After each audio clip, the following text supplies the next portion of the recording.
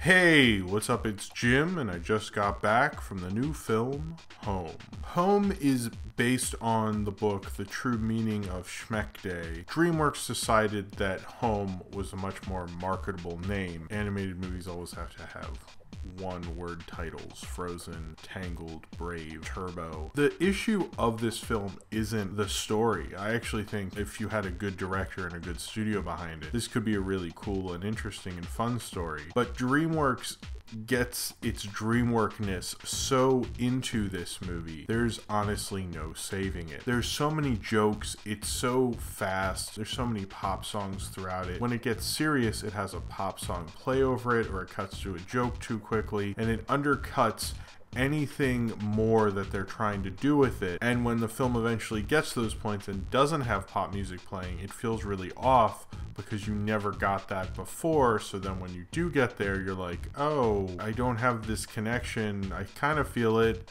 but I'm not entirely there, because you refuse to let this happen. DreamWorks couldn't calm down their inner DreamWorks-ness to let this story be. An alien race called the Boov, led by Captain Schmeck, voiced by Steve Martin, or at least in the English language version, but there's a good chance if you're watching this you saw the English language version. They decide to invade Earth because they're trying to avoid their mortal enemy and make a new home. So they decide to take Earth and take all the humans and put them in the Australian outback, where they make this kind of human land where all the humans are relocated and put there so all the Boov can live where the humans live. And the film kind of glances over this, even though that would be really horrific and no one would really like that. And these places where all the humans live would be really overpopulated, and the Boov don't know how to work with humans. Now, obviously I'm thinking too deeply about this, but they could have gone into that a little bit. Oh, tries to have a housewarming party, who's voiced by Jim Parsons from The Big Bang Theory. He tries to have a housewarming party, but sends the invite to everyone in the galaxy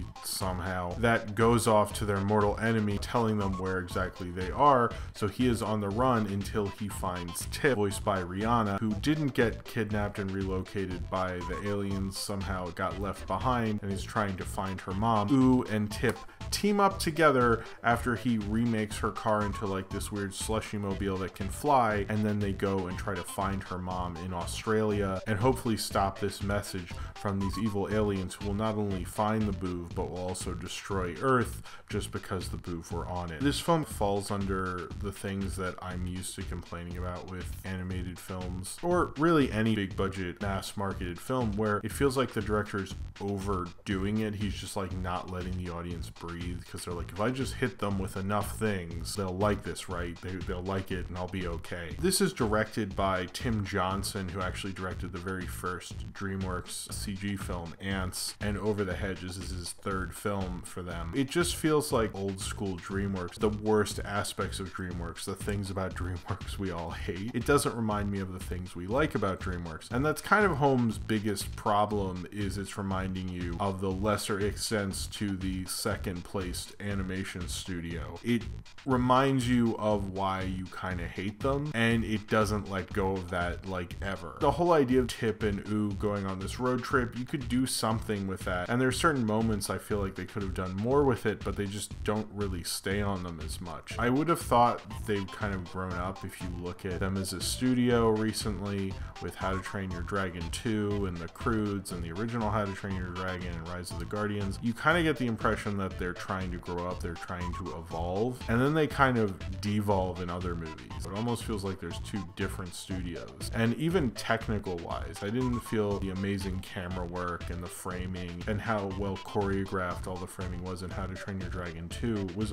entirely not there in Home. It feels like a different studio. This feels like the B team. One of the bigger problems with Home is that the pop music comes in at such a level all the time that there's certain points where I would like to just be alone with the characters and have just a regular score, but they're just trying to keep the energy energy up. It's like they're really afraid the kids are gonna have a sugar crash and want to go home. Why are they so concerned with packing this film with so much crap? Why can't they leave this story alone? Why can't they let this story be? And, you know, get into more of the emotions of it, get into more of that she misses her mom, that there just didn't seem to be much emphasis on the characters or even enough concentration on what you're trying to do with them other than, well, we need to get to point A to point B, and that's about it. It didn't feel like a film that was really about the characters as much. And I think that's their biggest fault, is that they're so into these jokes, but like they're not funny. It's not a funny movie. I didn't really feel like the audience was really into it or laughing at all. So like, why do they have to do that? And it just feels like another forgettable DreamWorks film. They've made so many movies. This is actually their 31st theatrical animated film, but that's only if you count like the traditional stuff, and the Aardman stuff counts for some reason. So I guess it's like in the 20s, and they've made a lot of films, and it's really remarkable how many films they've made, but there's not a fine craftsmanship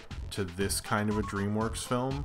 The way Rise of the Guardians, there seemed to be a lot more care involved, and How to Train Your Dragon 2 and The Croods. There seemed to be like they were really fine-tuning those films, whereas Home feels like they're cheaper knockoff. You don't get the amazing lighting programs they invented just for How to Train Your Dragon 2. You get some of their interesting camera angles, but not too much. It feels like it's trying to fight for your attention for most of its runtime. I kind of am just surprised at DreamWorks, because every time I see one of their films and I'm really impressed by them and really like, oh wow, that's really amazing. And I think they really could do something interesting. They just kind of do the normal DreamWorks thing. When you think of a major animation studio, you think of a studio that is going to finely tune everything they're doing. And with Home, it doesn't feel like there's care. It feels like you get a real sense of insecurity. There's always a confidence to all the other studios when they spend all this money. And Home, it didn't feel that way. It felt like they kind of just had to try to get this to work into the DreamWorks bubble. And if it didn't, they were just cutting that out or changing it. And there were certain moments where they would just have scenes that they had pop music play over dialogue over certain scenes that seemed important.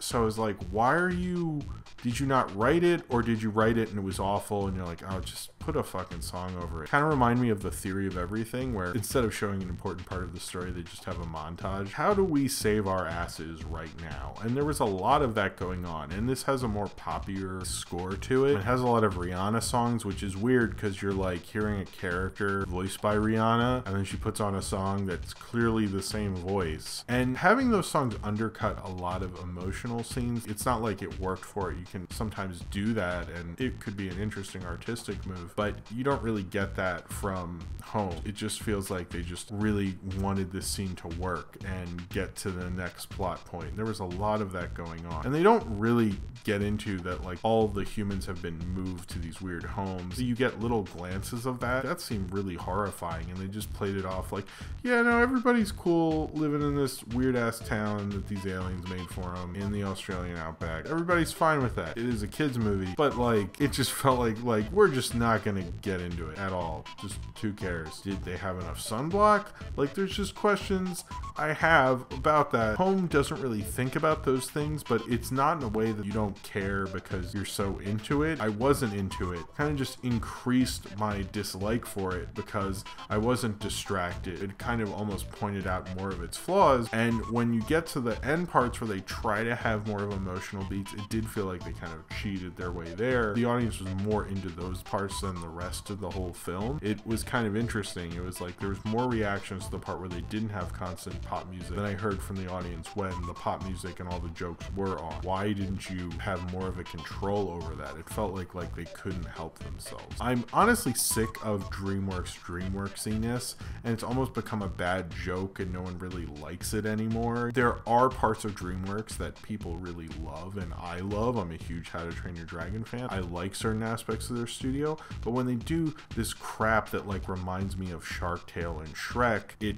shreks up my whole view of their studio. It just reminds me of everything I hate about them. And Home tries to be more of a goofier, whimsical, more like kind of Looney Tunes kind of thing. It's just kind of the bullshitness of that style rather than the love of it. And Tim Johnson feels like an older animation director that doesn't really know how to evolve. It's like he's trying old tricks just to make sure he can get through this. There was nothing great about this director. direction. It felt probably the least confident animation direction I've seen from a major studio animated film in a while. I was tremendously disappointed by it. I think there's certain things about DreamWorks that shows an evolution, and I have semi-faith in the studio. This is not their strong suit anymore. There are parts of this studio I think people who like animation actually do like, but the fact that they have to keep going to the worser end of it is disappointing to watch. It's disappointing to see the studio go down that road, and I feel like they could really be a lot more if they really kind of almost like concentrated and made a really well-built